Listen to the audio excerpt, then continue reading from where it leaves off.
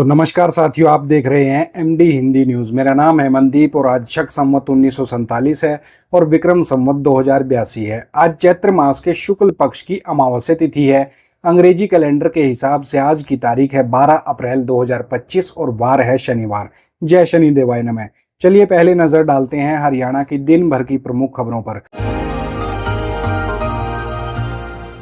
बेरोजगार युवाओं के लिए खुशखबरी, हरियाणा सरकार जल्द भरेगी हजारों पद, बताएंगे पूरी खबर। हरियाणा सीईटी परीक्षा को लेकर सीएम सैनी का बड़ा ऐलान, 50 दिन में होगी सीईटी परीक्षा, बताएंगे ये भी पूरी खबर। हरियाणा में पंचायती राज संस्थाओं के चुनाव की सुगबुगाहट हुई तेज, जून में हो सकते हैं 841 पदों पर उपचुनाव, बताएंगे पूरी खबर। हरियाणा में रजिस्ट्री कराना नहीं होगा महंगा, सरकार ने लिया राहत भरा फैसला, बताएंगे पूरी खबर। हरियाणा में दिव्यांग व्यक्ति सरकार की इस योजना का उठाएं लाभ, हर महीने मिलेंगे 3000 रुपए, बताएंगे पूरी खबर। पीएम की हिसार रैली में टीचर खाना बांटेंगे, एक टीचर को 5 से 10 हजार लोगों का जिम्मा, 2 दिन बाद एयरपोर्ट उद्घाटन करने आएंगे पीएम मोदी, बताएंगे पूरी खबर। हरियाणा में पार्टी संगठन के विस्तार को लेकर इनेलो की बड़ी बैठक हुई, अभय सिंह चौटाला ने दिए ये निर्देश, बताएंगे पूरी खबर। सोने ने फिर बनाया नया रिकॉर्ड, दाम 2913 रुपए बढ़े, ये अब तक का सबसे महंगा, इस साल 22% बढ़कर 93,074 रुपए प्रति 10 ग्राम पर पहुंचा, बताएंगे ये भी बड़ी खबर।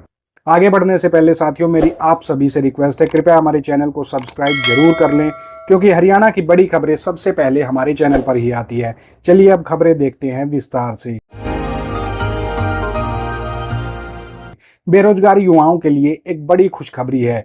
हरियाणा सरकार ने सरकारी नौकरियों को लेकर एक बड़ा कदम उठाया है। राज्य के सभी सरकारी विभागों, बोर्डों, निगमों और स्वायत्त संस्थाओं और सरकारी कंपनियों में खाली पड़े पदों को जल्द भरा जाएगा। सरकार ने सभी विभागों को 15 दिन का समय दिया है। इस दौरान उन्हें मानव संसाधन प्रबंधन प्रणाली यानी HRMS पोर्टल पर स्वीकृति और रिक्त पदों का पूरा ब्यौरा अपलोड करना होगा। इतना ही नहीं, ग्रुप डी के वो कर्मचारी जिन्हें दिसंबर 2023 में चयन के बावजूद अभी तक स्टेशन अलॉट नहीं हुए हैं, उन्हें अब अन्य उपलब्ध पदों पर नियुक्त किया जाएगा, उसके निर्देश जारी कर दिए हैं। मानव संसाधन विभाग ने इस संबंध में सभी प्रशासनिक सचिवों, विभाग अध्यक्षों, बोर्ड और निगम के प्रमुखों, मंडलायुक्त हैं उन सभी को और उपायुक्तों को, एसडीएम और विश्वविद्यालयों के रजिस्ट्रारों को स्पष्ट निर्देश दिए हैं। और आपको बता दें कि इससे पहले भी 3 जनवरी को सरकार ने यह जानकारी पोर्टल पर अपलोड करने को कहा था, लेकिन अफसोस ज्यादातर विभागों ने अब तक डेटा निर्धारित फॉर्मेट में अपलोड नहीं किया है।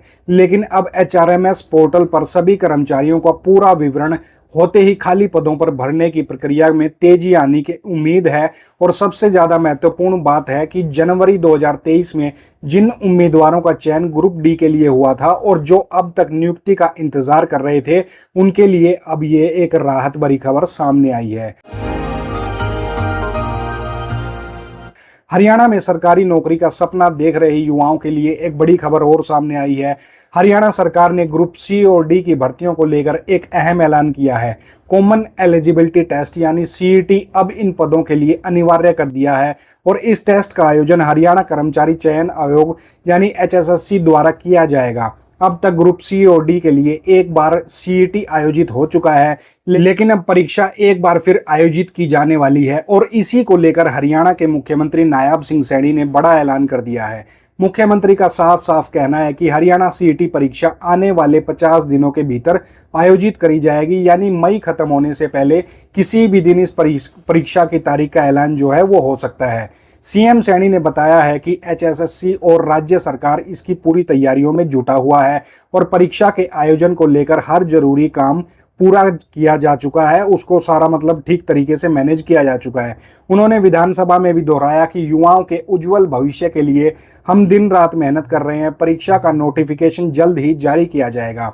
तो अगर आप भी सीईटी की परीक्षा की तैयारी कर रहे हैं तो अब समय आ गया है अपनी रणनीति को और ज्यादा ध्यान देने का, क्योंकि सरकारी नौकरी का मौका आपके दरवाजे पर दस्तक दे रहा है। हरियाणा में एक बार फिर से चुनावी हलचल देखने को आपको मिल सकती है। इस बार बात हो रही है पंचायती राज संस्थानों के उपचुनाव की। राज्य निर्वाचन आयोग ने इसकी सभी तैयारियां शुरू कर दी हैं और बहुत जल्दी प्रदेश के 821 पदों पर चुनाव कराए जाएंगे। इन उपचुनाव में सबसे ज्यादा 749 पद पंचों के हैं। इसके अलावा 57 पद सरपंचों के और 15 पद पंचायत समिति सदस्यों के लिए है। यही नहीं, बाडड़ा, हासावास, बादली, फैजाबाद और मोहम्मदपुर ग्राम पंचायतों के आम चुनाव भी इस उपचुनाव के दौरान कराए जाएंगे। अब जरा नजर डालते हैं जिलावार आंकड़ों पर।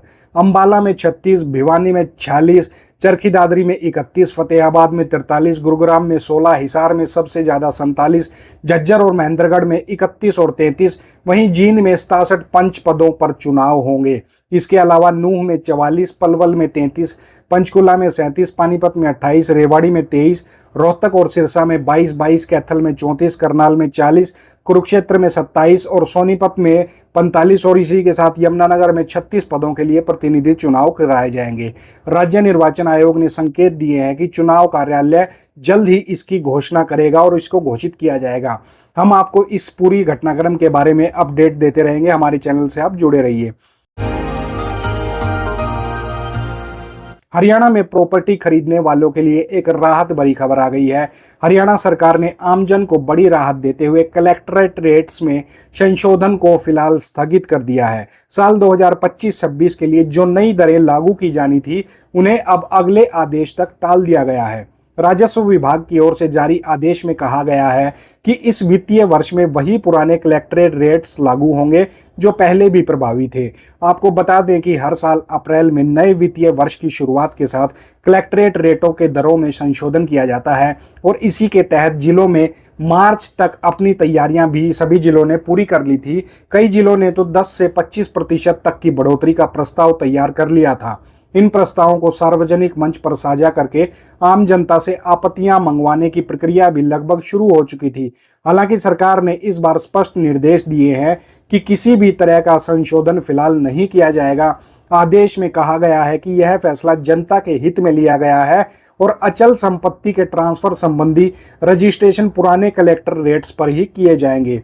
सूत्रों की माने तो दिसंबर 2024 में ही दरों में संशोधन किया गया था। चूंकि ये बदलाव अभी सिर्फ इसको किए हुए 4 महीने हुए थे, इसलिए सरकार ने फिलहाल इस नई बढ़ोतरी से परहेज किया है। इस फैसले का सीधा असर प्रॉपर्टी खरीदारों पर पड़ेगा, जिन्हें फिलहाल किसी अतिरिक्त बोझ का सामना नहीं करना पड़ेगा। साथ ही रियल एस्टेट सेक्टर को भी इससे राहत मिलने की पूरी उम्मीद है।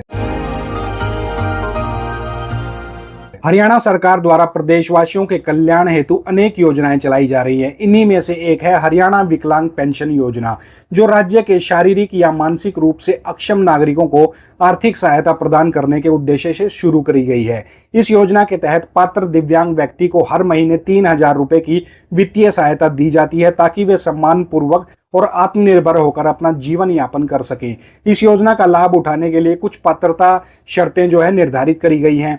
आवेदनकर्ता हरियाणा का स्थायी निवासी होना चाहिए और उसके पास कम से कम 60% दिव्यांगता का प्रमाण पत्र होना अनिवार्य है। इसके साथ ही आवेदक की न्यूनतम आयु 18 वर्ष होनी चाहिए और उसके परिवार की वार्षिक आय 3 लाख रुपए से अधिक नहीं होनी चाहिए। इस योजना के लिए आवेदन करते समय कुछ जरूरी दस्तावेजों की आवश्यकता होती है, जिनमें आधार कार्ड, निवास प्रमाण पत्र, दिव्यांगता प्रमाण पत्र, बैंक खाते का विवरण और पासपोर्ट साइज फोटो शामिल है। आवेदन प्रक्रिया को भी सरकार ने बेहद सरल बनाया है। इच्छुक व्यक्ति ऑनलाइन माध्यम से जाकर सरल पोर्टल पर जाकर आवेदन कर सकते हैं, जबकि जो लोग ऑफलाइन आवेदन करना चाहते हैं वे अपने नजदीकी समाज कल्याण विभाग कार्यालय में जाकर फॉर्म भर सकते हैं। हरियाणा विकलांग पेंशन योजना राज्य सरकार की एक महत्वपूर्ण पहल है, जो न केवल दिव्यांगों को आर्थिक सहारा देती है, बल्कि उन्हें समाज में आत्मसम्मान के साथ जीने का अवसर भी प्रदान करती है। यदि आपके आसपास कोई दिव्यांग व्यक्ति है तो उसे इस योजना के बारे में अवश्य जानकारी दें, ताकि वह इस चीज का पूरा लाभ उठा सके। अगली बड़ी खबर हरियाणा के हिसार से है, जहां 14 अप्रैल को प्रधानमंत्री नरेंद्र मोदी हिसार एयरपोर्ट का उद्घाटन करेंगे। इस अवसर पर पीएम मोदी अयोध्या के लिए रवाना होने वाले एटीआर विमान को हरी झंडी दिखाएंगे और फिर इस एयरपोर्ट ग्राउंड पर एक विशाल रैली को भी संबोधित करेंगे। इस रैली को भव्य बनाने के लिए हरियाणा सरकार ने पूरी ताकत झोंक दी है। गांव गांव से भीड़ लाने के लिए 1800 रोडवेज और प्राइवेट बसें लगाई जाएंगी। खास बात यह है कि इन बसों में लोगों को खाना बांटने की जिम्मेदारी सरकारी शिक्षकों को दी गई है। हिसार के जिला शिक्षा अधिकारी ने टीजीटी और पीजीटी शिक्षकों की ड्यूटी लगाते हुए 30,000 खाने के पैकेट बांटने की योजना बनाई है।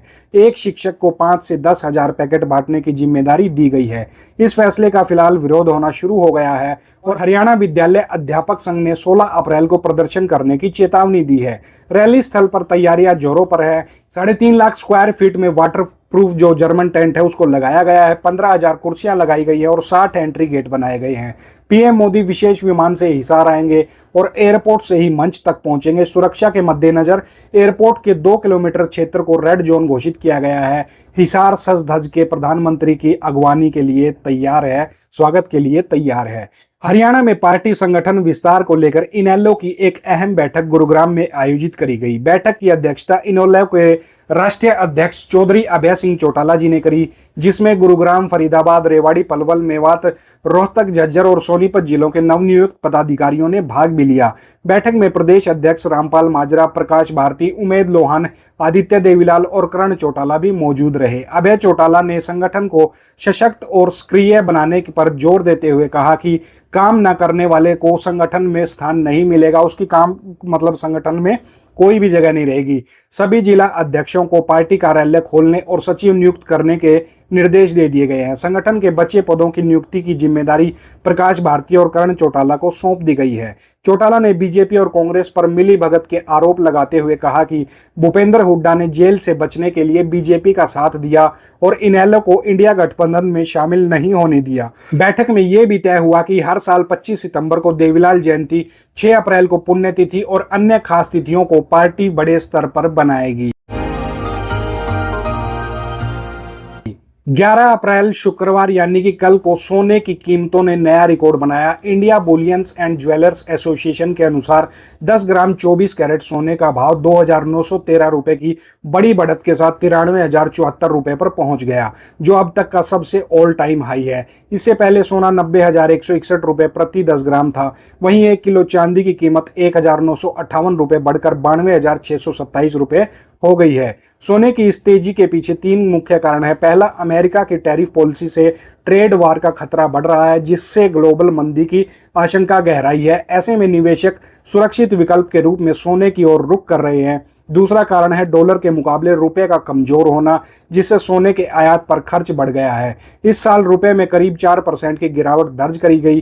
तीसरा, शादियों का मौसम नजदीक है और बड़े शहरों में गहनों की मांग तेजी से बढ़ रही है। इस साल 1 जनवरी से अब तक सोना 16,912 रुपए यानी 22% तक महंगा हो चुका है, जबकि चांदी 6,610 रुपए यानी 7% बढ़ी है। 2024 में पूरे साल के दौरान सोना 12,810 रुपए महंगा हुआ था। तो साथियों, ये थी हरियाणा की प्रमुख खबरें। जो साथी नए हैं वो कृपया हमारे चैनल को सब्सक्राइब कर लें। मिलते हैं आपसे कल नई खबरों के साथ। तब तक अपने घर में खुश रहना, मित्रों के साथ खुश रहना, अपना ख्याल रखना। आपका दिन मंगलमय हो। मिलते हैं आपसे कल।